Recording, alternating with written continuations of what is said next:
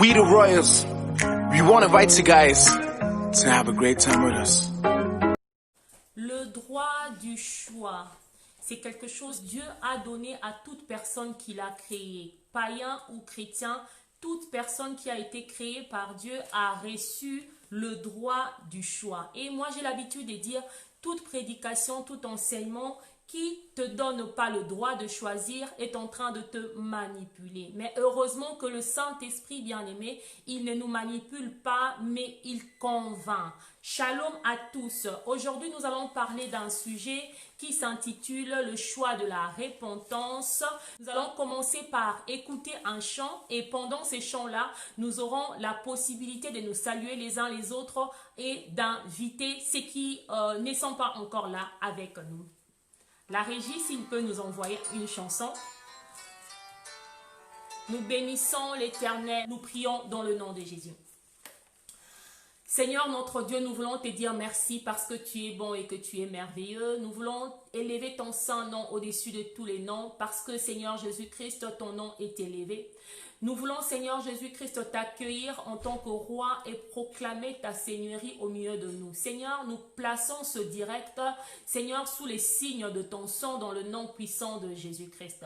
Laisse que, Saint-Esprit, que tu sois l'initiateur de tout ce qui sera fait en cet instant au nom puissant de Jésus. Dieu des armées, parle-nous. Seigneur, parle au travers de moi, parle à moi, parle aussi à ton peuple, oh mon Dieu. Bénis quelqu'un, Seigneur, par ta parole. Il est écrit que dans leur détresse, ils crièrent à l'Éternel, il envoya sa parole et la parole les guérit. C'est pourquoi, Seigneur, aujourd'hui, nous voulons, Père, nous approcher de toi, te demander, Seigneur Jésus, que ta parole guérisse quelqu'un, que ta parole touche quelqu'un, que ta parole, mon Dieu, mon roi, bénisse quelqu'un, que ta parole console quelqu'un, que ta parole fasse du bien à quelqu'un. Seigneur, laisse qu'aujourd'hui que tu sois au milieu de nous le réparateur des brèches. Éternel, que tu viennes réparer toute fissure, que tu viennes réparer toute brèche, oh Dieu, qui s'est mixée, qui s'est glissée au milieu de tes enfants, dans leur famille, dans leur entreprise, dans leur relation avec toi. Nous invitons toi les réparateurs des brèches. Nous prenons l'autorité et nous déclarons que tout esprit présent en ces lieux, esprit humain ou esprit divin, présent en ces lieux est captif à l'obéissance du Christ dans le nom puissant de Jésus. Tout esprit, pardon, je voulais dire humain ou esprit céleste, est captif à l'obéissance de Christ dans le nom puissant de Jésus-Christ. Tout ce qui est dérangement, tout ce qui est dispersion des pensées, nous les chassons loin de nous dans le nom puissant de Jésus. Nous te couronnons, roi, règne au milieu de nous, au nom puissant de Jésus-Christ. Amen. Amen, amen, amen. Bien-aimés, le partage de la vidéo, c'est notre manière de pouvoir participer à l'évangélisation. Votre partage peut être considéré aussi comme une offrande que vous ne faites pas à nous, mais une offrande pour l'évangile que nous faisons pour la gloire de l'Éternel. Donc, bien-aimés, écrivez-nous à partir d'où vous êtes en train de pouvoir nous suivre. Notre sujet aujourd'hui s'intitule « Le choix d'avoir un esprit brisé » ou bien « Les choix de la repentance ». Bien aimé, nous étions en train de parler du choix. Le choix, c'est quelque chose que Dieu a donné à tout homme qui vit sur la terre comme le souffle. Quand Dieu a créé l'homme, Dieu lui a insufflé dans ses narines pour lui donner le souffle de vie. Mais il y a quelque chose aussi de très important que Dieu avait donné à l'homme. Bien aimé, la chose en question, c'est la volonté. Et la volonté de l'homme, c'est ce qui pousse à l'homme à avoir un choix. Vous savez, même le salut ne nous est pas accordé par standard. Pourquoi? Parce que Dieu nous laisse le choix de choisir. C'est un peu une tautologie. Dieu nous laisse le choix de choisir si effectivement nous voulons être sauvés ou bien nous ne voulons pas sauver. Bien aimé, malgré l'œuvre de la croix, malgré que Christ est mort à Golgotha, malgré qu'il y a 2000 ans, son sang avait coulé, laissez-moi vous assurer que tous les jours, les gens vont en enfer. Pourquoi? Parce qu'ils n'ont pas fait le choix. Et quand nous faisons notre choix, comment Dieu peut être informé sur le choix de l'homme? Dieu est informé sur le choix de l'homme aussi au moyen de la prière. Alléluia. La prière, c'est notre moyen d'exprimer notre choix au devant de Dieu en lui disant, Seigneur, nous faisons le choix de te laisser intervenir dans nos vies. C'est pourquoi, bien aimé, les hommes qui sont secourus par Dieu sont les gens qui prient. Parce que la Bible ne dit pas que Dieu répond à ceux-là qui les désirent, mais la Bible dit que Dieu répond à ceux-là qui l'invoquent. Invoquer Dieu, ça veut dire quoi? Invoquer Dieu, c'est la possibilité que nous avons d'exprimer une certaine volonté. Dire, Seigneur, j'aimerais être sauvé. Dieu écoute ton choix et il respecte ton choix. Si l'homme s'est dit aussi que moi, je n'aimerais pas être sauvé, Dieu, c'est une personne qui respecte notre volonté, même au-delà de nous-mêmes. Le droit du choix. Le droit du choix. Maintenant, nous avons dit qu'aujourd'hui, nous allons partager un thème qui s'intitule « Faire le choix d'un esprit abattu ». Pardon, pas abattu, faire le choix d'un esprit brisé. Faire les choix d'un esprit brisé. Nous allons parler aujourd'hui d'un homme. Nous commencerons d'abord par parler d'un homme. Et le monsieur, c'était un roi. C'est un personnage biblique que personnellement j'aime beaucoup. Et c'est un personnage biblique qui personnellement me fascine beaucoup. Pourquoi? Parce que c'est un prototype de Christ. Nous allons parler un peu du roi David. Quelles sont les choses qui font de David un homme particulier? La fois passée, on avait parlé de ça. Et très souvent, on parle de ça en nous entendant des prédications. On parle de l'attitude de l'adoration de David. Mais bien aimé, il existe encore une capacité, il existe encore une habilité que David avait au-delà de l'adoration qui faisait de lui un homme selon le cœur de Dieu. Nous allons partir dans Psaume 51. Psaume 51, nous allons lire carrément tous les psaumes. Au chef des chantres, psaume de David. Lorsque Nathan le prophète vint à lui après que David fut allé vers Bathsheba. Ô Dieu, aie pitié de moi dans ta bonté, selon ta grande miséricorde, efface mes transgressions. Lave-moi complètement de mon iniquité et purifie-moi de mon péché, car je reconnais mes transgressions et mon péché est constamment devant moi. J'ai péché contre toi seul et j'ai fait ce qui est mal à tes yeux, en sorte que tu seras juste dans ta sentence, sans reproche dans ton jugement. Voici, je suis né dans l'iniquité et ma mère m'a conçu dans les péchés. Mais tu veux que la vérité soit au fond du cœur. Fais donc pénétrer la sagesse au-dedans de moi.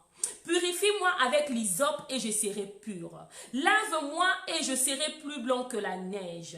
Annonce-moi l'allégresse et la joie et les eaux que tu as brisées se réjouiront. Détourne ton regard de mes péchés. Efface toutes mes iniquités. Ô Dieu, crée en moi un cœur pur. Bien aimés, ne soyons pas ennuyés de la parole de Dieu parce que c'est elle qui nous fait vivre. Nous sommes dans le verset 12.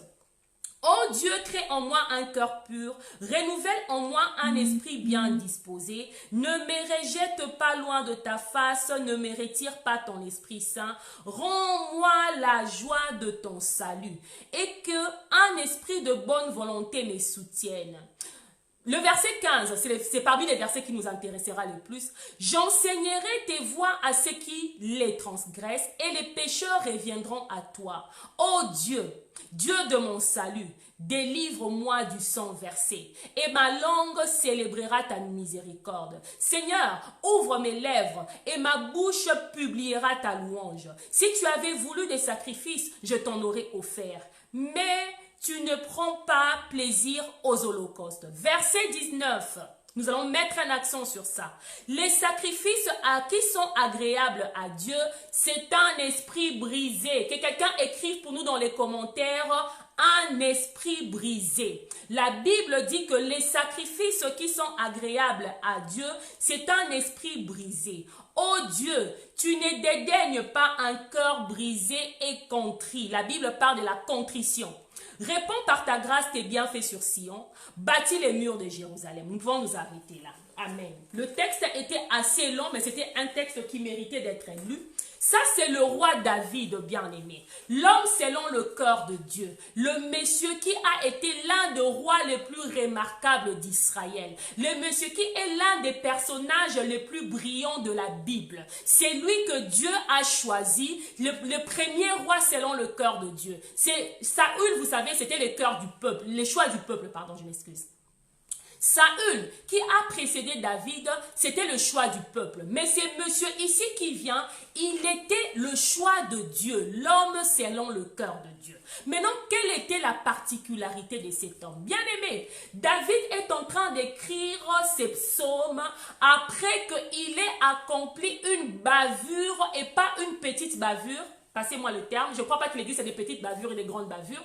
Après qu'il ait accompli une bavure, après qu'il ait fait une bavure, qu'est-ce que David avait fait? David a pris la femme d'un de ses soldats qui s'appelait Uri. Il avait couché avec cette femme-là. Et quand il a remarqué que la femme est devenue enceinte, David a essayé de éliminer son soldat, son homme de combat, Uri, et il avait éliminé Uri. Bien aimé, cet acte-là n'avait pas plu à Dieu. Dieu envoie Nathan, vers David, et Nathan vient porter une sentence vers David. Bien aimé, la sentence n'était pas une sentence légère. Alléluia. C'était une sentence qui était lourde vers David. Et quelle était la réaction de David? La réaction de David après cela, il a écrit ce psaume 51, qui est un psaume qui est tellement puissant. Bien aimé, qu'est-ce que David a fait? David a présenté à Dieu un cœur brisé. Et quel était le but de présenter à Dieu un cœur brisé? Bien aimé, David a commencé à renégocier sa destinée avec Dieu. Alléluia. Que quelqu'un écrive pour nous dans les commentaires. Le point 1 aujourd'hui, ça sera renégocier sa destinée avec Dieu. Renégocier sa destinée avec Dieu. Bien aimé, vous savez, l'une des qualités de ce monsieur David est que ce monsieur avait un esprit qui était brisé. Il parle de cela dans le verset 15. Il parle lui-même de cela à partir dans le verset 19, il dit, les sacrifices qui sont agréables à Dieu, c'est un esprit brisé. Alléluia. Les sacrifices que David aime, que Dieu aime, c'est un esprit brisé. Bien aimé, David, c'est quelqu'un qui vivait dans la sacrificature de Aaron. Ça veut dire qu'il avait la possibilité de s'acheter des chèvres. Il avait la possibilité de se payer les sangs des béliers. Il avait la possibilité de s'acheter des moutons, des troupeaux et des troupeaux de moutons qu'il allait offrir à Dieu. Mais cet homme, après son erreur, il s'approche vers l'Éternel en disant quelque chose à Dieu. Il dit que Seigneur, les sacrifices auquel toi tu prends plaisir, c'est un cœur qui est brisé et un cœur qui est abattu. L'esprit brisé. Rappelons-nous, nous avons partagé un message il y a de cela 2 semaines. Les choses qui attirent la grâce de Dieu dans la vie d'un homme. La chose qui attire la grâce de Dieu dans la vie d'un homme, on l'avait dit bien aimé, ce n'est pas ton offrande. Ton offrande est importante. Ce n'est pas ta sémence, ce n'est pas ta connaissance, ce n'est pas le temps de méditation que tu passes devant l'Éternel, mais ce qui attire la grâce de Dieu dans la vie d'un homme, c'était la mort dans la chair. Et David connaissait ces choses, mais aujourd'hui nous allons parler plus de l'esprit brisé. Il vient à Dieu et il présente un esprit brisé. Vous savez, j'ai essayé un peu de voir la vie de David. David, c'est quelqu'un qui n'était pas saint, bien aimé. David n'était pas une personne sans faute. Et si on peut classer selon la catégorie telle que les hommes veulent classifier, David, c'était quelqu'un qui a commis aussi beaucoup d'erreurs pendant sa royauté. Mais bien aimé, ça ne l'a pas empêché de pouvoir devenir le roi le plus brillant, l'un des rois des plus brillants de toute l'histoire de la royauté, je peux dire, et l'un des rois les plus brillants de toute l'histoire d'Israël. Pourquoi? Parce que le monsieur avait un cœur brisé. Il savait comment atteindre et toucher les cœurs de Dieu. Bien-aimé, ce ne sont pas les sacrifices qui touchent les cœurs de Dieu. Ce n'est pas ton argent qui touche les cœurs de Dieu, mais c'est avoir un esprit abattu. S'approcher de l'Éternel avec contrition. Je vais un peu parler de la contrition. La contrition, c'est un mot que j'ai appris dans la Bible. J'ai appris ces mots-là aujourd'hui pour la première fois. Dans le verset 19, David est en train de dire quelque chose. Tu ne dédaignes pas un cœur brisé et contrit. Tu ne dédaignes pas un cœur qui est brisé et un cœur qui est contrit. La contrition, c'est quoi? Un cœur qui est contrit, c'est quoi? C'est un cœur qui est prêt à regretter son erreur et à ne plus la recommencer. Alléluia. Bien-aimé, David, l'homme selon les cœurs de Dieu, il est appelé ainsi parce que c'est un homme qui avait l'aptitude de reconnaître ses erreurs. Bien-aimé, vous savez, j'ai essayé de lire certaines histoires de la Bible. Il y a des gens qui ont commis des choses qui étaient à nos yeux, peut-être à mes yeux, ça je ne parle pas des yeux de Dieu, moindres que David, mais qui ont eu à pouvoir subir des conséquences qui étaient beaucoup plus lourdes que les conséquences de David. David savait porter les cendres. David pouvait avoir un cœur qui est brisé devant Dieu. Il pouvait emmener un esprit qui est abattu devant Dieu. Bien-aimé, aujourd'hui nous allons partager un secret. Le brisement est une puissance. Alléluia. Que quelqu'un écrive pour nous dans les commentaires. Le brisement est une puissance, bien-aimé. On nous a parlé très souvent des puissances. On nous a parlé de la connaissance. On nous a parlé de la sagesse. On nous a prêché en ce qui concerne, je ne sais pas moi, les sémences. On nous a parlé en ce qui concerne, je ne sais pas moi, la méditation. Mais il y a une puissance dont on parle très peu dans l'église. C'est la puissance du brisement. La puissance d'un esprit brisé. La puissance d'un cœur contrit. Que quelqu'un écrive pour nous dans les commentaires la puissance du brisement. Que quelqu'un écrive pour nous dans les commentaires, le brisement est une puissance. Le brisement est une puissance. Bien aimé, vous savez, les hommes brisés sont des hommes très très dangereux dans la vie. Alléluia. Quand tu rencontres un homme, je ne parle pas d'un pasteur, je ne parle pas d'une personne qui prie juste l'Éternel, mais quand tu rencontres un chrétien brisé, oh mon Dieu, c'est une personne qui est puissante. Pourquoi? Parce qu'il n'y a rien qui peut mettre un homme brisé à terre. Que quelqu'un écrive pour nous dans les commentaires, que Odile écrive pour nous dans les commentaires, Shalom Odile, il n'y a rien qui peut mettre un homme brisé à terre. C'était ça la force de David. La force de David, c'était le brisement, parce qu'il n'y a rien qui pouvait le mettre à terre. Bien aimé, le monsieur prend la femme d'autrui. Déjà, c'était une faute grave. Deuxièmement, après avoir pris la femme d'autrui tombe encore enceinte. C'est pour dire que ça vient encore ajouter sur sa faute. Troisièmement, qu'est-ce qu'il fait? Il va encore plus loin. Il tue le mari de la femme bien-aimée. Alléluia. Il vient encore ajouter à sa faute. Mais il avait quelque chose qu'il pouvait toujours faire sortir au devant de Dieu pour pouvoir se sortir de n'importe quelle situation. Bien-aimé, le brisement. Un homme brisé ne peut pas m'être mis à terre. Alléluia. C'était ça le secret de David. David savait qu'un homme brisé, tu ne peux pas le mettre à terre parce qu'il est déjà mort. Un homme brisé, c'est déjà un homme qui est mort. Dites-moi ce qu'on peut faire à quelqu'un qui est mort. Dites-moi ce qu'on peut faire à quelqu'un qui est mort. Je m'excuse, je ne sais pas si nous avons une bonne connexion. Je demanderai à ceux qui sont en train de pouvoir nous suivre de nous faire un signe si la connexion est bonne. Faites-nous un signe si la connexion est bonne. Merci beaucoup. Oui, merci, nous continuons. Oui, nous étions en train de dire qu'un homme brisé, on ne peut pas le mettre à terre. Alléluia. Pourquoi? Quand le diable vient dans la vie d'un homme brisé, bien aimé, il manquera où t'attaquer, il manquera déjà où t'es brisé parce qu'il ne va rien trouver. Alléluia. Il va trouver déjà que ce qui était en toi, bien aimé, est déjà brisé.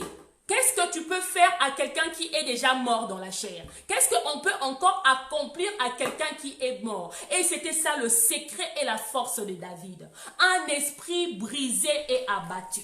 David fait une faute qui est difficile, bien-aimé. Une faute qui est difficile à avaler. Je suis sûre que cette faute était difficile à avaler pour son entourage. Je suis sûre que cette faute était difficile à avaler pour sa famille. Je suis sûre que cette faute était difficile à avaler pour ses collaborateurs. Et je suis convaincue que cette faute était difficile à avaler pour Dieu. Mais bien-aimé, qu'est-ce que les messieurs font? Ils utilisent sa faute, bien-aimé, pour pouvoir renégocier sa destinée. Alléluia. Bien-aimé, le brisement te permettra de renégocier ta destinée, quelle que soit la profondeur du trou dans lequel tu es tombé. Ah, que l'Éternel soit béni. Que quelqu'un écrive pour nous dans les commentaires. Le brisement te permettra de renégocier ta destinée. Alléluia. Le brisement te permettra de renégocier ta destinée, quelle que soit la profondeur du trou. La Bible est en train de dire, cette fois le juste tombera et cette fois il se relèvera. Bien aimé, le problème n'est pas la profondeur du puits dans lequel on t'a jeté. Le problème n'est pas je ne sais pas moi, l'obscurité du trou dans lequel tu es tombé. Mais le problème est que tu puisses te relever. Et celui qui se relève au moyen du brisement, bien aimé, c'est quelqu'un qui peut renégocier sa destinée avec Dieu. Dans le psaume 51, bien aimé, David commence à renégocier sa destinée avec Dieu. Et comment il renégocie sa destinée avec Dieu? Il prend même la faute en question. Il demande à Dieu, Seigneur, trouve ton intérêt dans ma faute. Alléluia. Je suis en train de m'expliquer. Je répète encore. David prend sa faute, son péché. Il a tué. Il a commis l'adultère, je ne sais pas moi, il a usé du trafic d'influence. Vous savez, si nous lisons cette histoire, comment Uri est mort? David n'a pas tué Uri directement. David a envoyé Uri avec Joab de partir en guerre. Et quand ils sont partis en guerre, il a demandé qu'on puisse placer Uri dans les premières lignes de combat. Et il savait qu'il était roi. Et que s'il le dit, cela s'accomplira. Ça veut dire qu'il avait utilisé un trafic d'influence, bien aimé. Il a tué. Le monsieur a versé le sang. Le monsieur était adultère. Le monsieur a encore usé de son pouvoir pour pouvoir utiliser un trafic d'influence. Mais bien aimé, au moyen du brisement, le monsieur renégocie sa destinée avec Dieu. Il renégocie sa destinée avec Dieu et quelque chose de très important. Il demande même à Dieu de trouver un intérêt dans sa faute. Je m'explique. Nous allons partir dans le verset 15. Le verset 15, nous allons le lire encore ensemble. Psaume 51, le verset 15. David est en train de dire... Non, nous commencerons par le verset 14. Rends-moi la joie de ton salut et qu'un esprit de bonne volonté me soutienne. J'enseignerai tes voies à ceux qui les transgressent et les pécheurs reviendront à toi. Alléluia. Bien-aimé, dans ces versets ici, qu'est-ce que David est en train de faire? Il a péché. Il vient au-devant de Dieu avec un cœur brisé. Il rentre à lui-même, il demande à Dieu, Seigneur, pardonne-moi. Mais il ajoute quelque chose.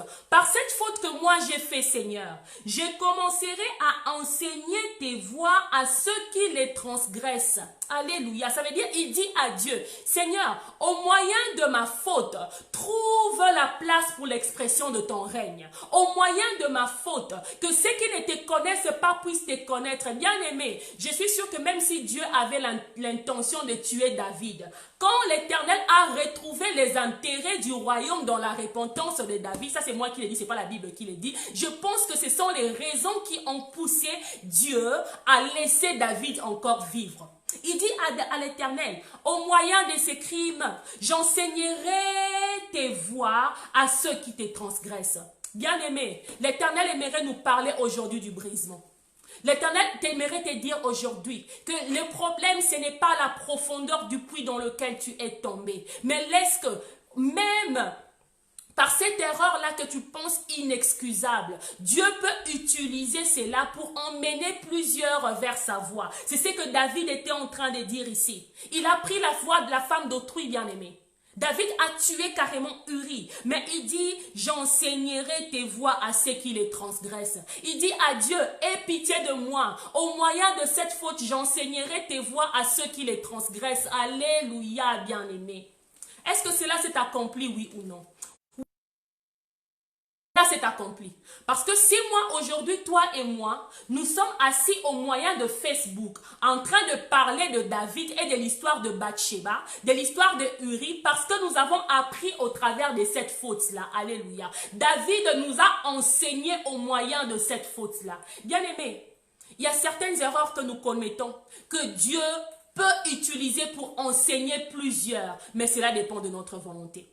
Il y a certaines erreurs par lesquelles nous sommes passés, certains péchés, il y a même, n'appelons même pas ça péché, certaines, non, au-delà du péché, certaines bavures commises par nous ou bien au travers de nous, que Dieu peut vouloir utiliser pour enseigner ses voies à ceux-là qui les transgressent.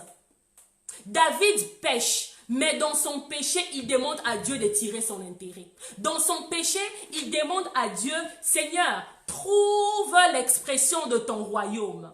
Il continue dans le verset 16. Il dit, Dieu de mon salut, délivre-moi du sang versé.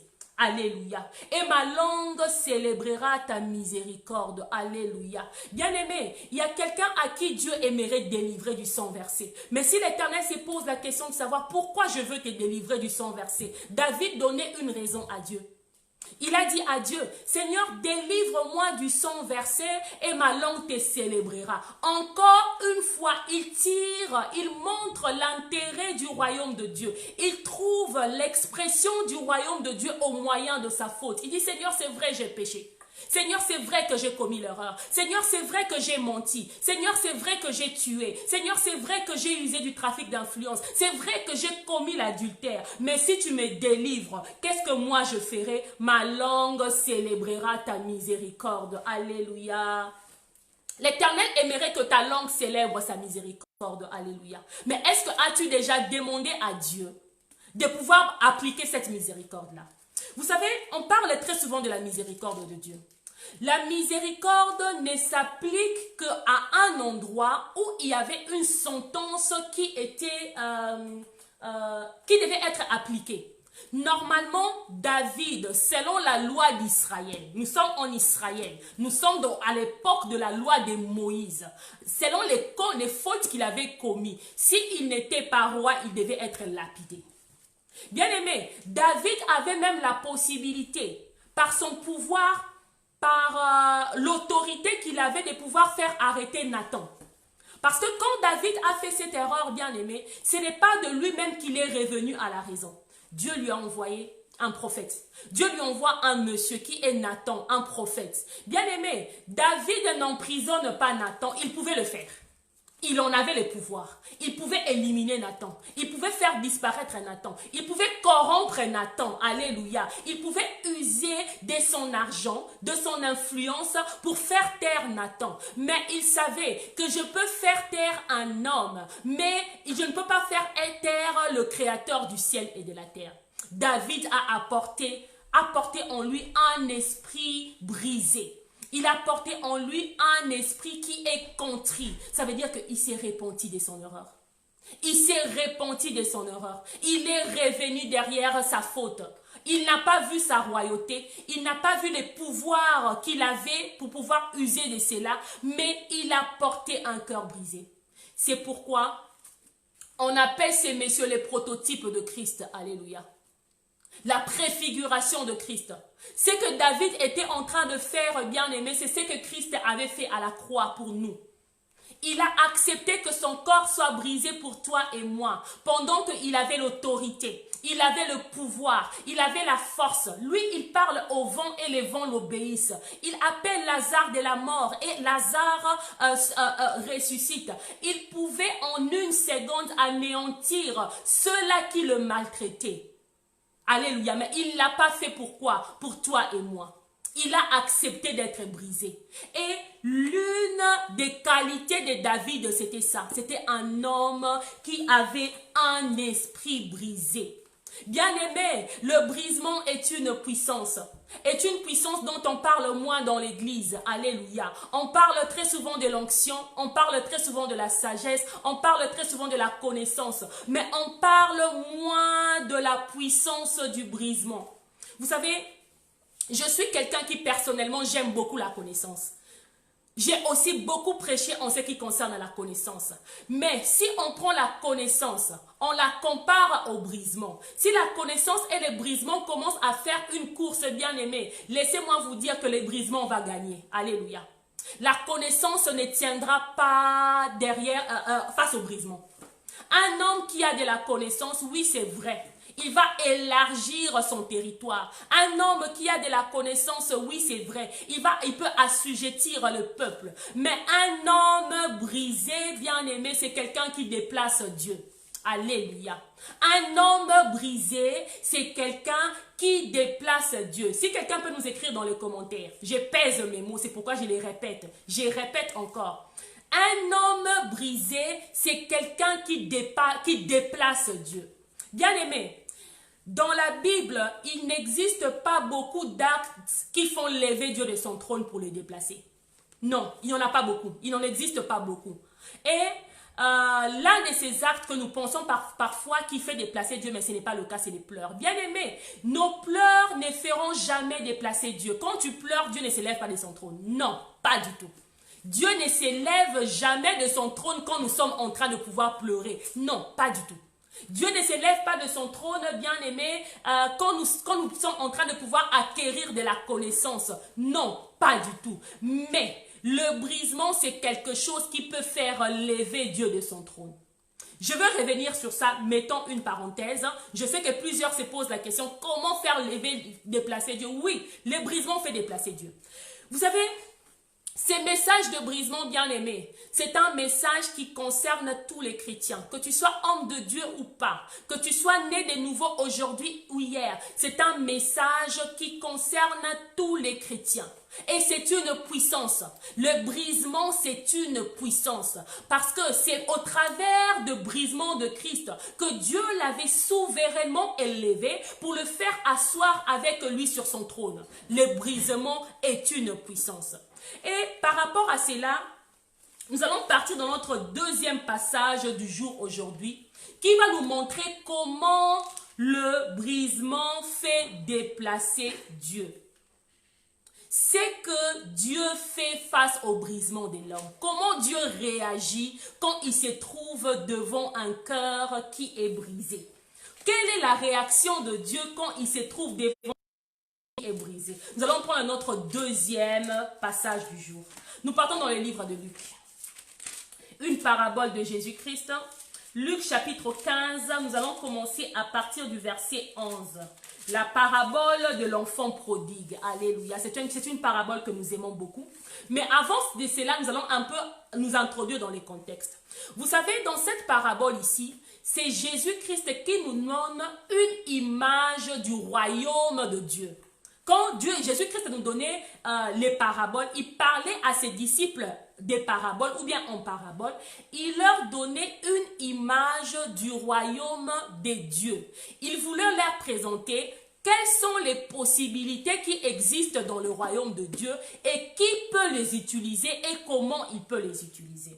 Un jour, Jésus raconte à ses disciples la parabole de l'enfant prodigue. Vous savez, l'enfant prodigue n'était pas un fils unique.